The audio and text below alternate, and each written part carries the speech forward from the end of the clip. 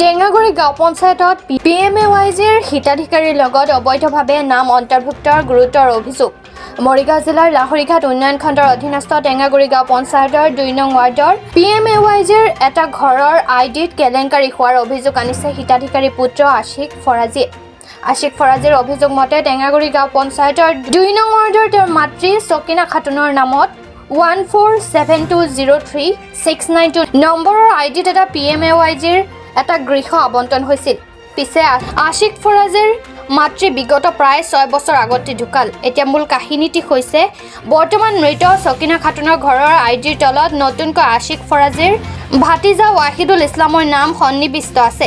তাৰে অভিযোগ আশিক ফৰাজীৰ যে মাতৃৰ মৃত্যুৰ পিছত নিয়মমতে পুতেক বা জীয়েকৰ নামহে হিতাধিকাৰীত অন্তৰ্ভুক্ত হয়, কিন্তু ভাতিজাৰ নাম কেনেকৈ আইডিত অন্তৰ্ভুক্ত হয়, কাৰ সহযোগত এনে হ'বলৈ পালে তাৰ এক উচিত তদন্ত বিচাৰিছে মৃত চকিনা খাতুনৰ পুত্ৰ আশিক ফৰাজী।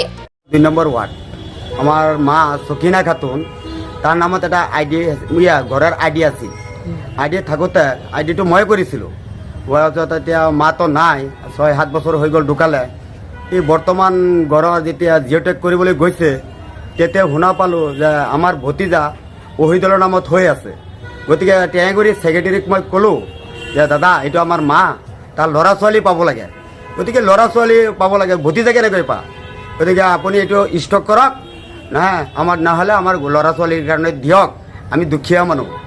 গতিকে মই এই ব্লগৰ বিডিঅ' বাইদেউ আৰু আমাৰ বুঢ়াগাঁও চাৰ্কুল ADC বাইদেউক মই অনুৰোধ কৰিছোঁ, গতিকে এই বস্তুটো ভালকৈ চাই উচিত বিচাৰটো কৰিব লাগে। মোৰ নাম আজিবুৰ ফৰাজী, মই 6টাৰ সৰু চকিনা খাতুনৰ 6 নম্বৰ ল'ৰা। চকিনা ল'ৰা ছোৱালীয়ে পাব লাগিছিল, গতিকে মোৰ ভতিজা নামটো সোমাই আছে। এই টেঙাগুৰি পঞ্চায়তত কিবা দুৰ্নীতি কৰি পেলাই তাৰ নামটো সোমাই দিলে। গতিকে এতিয়া আমাৰ ল'ৰা ছোৱালী পাবলৈ কোনো আশা নাই।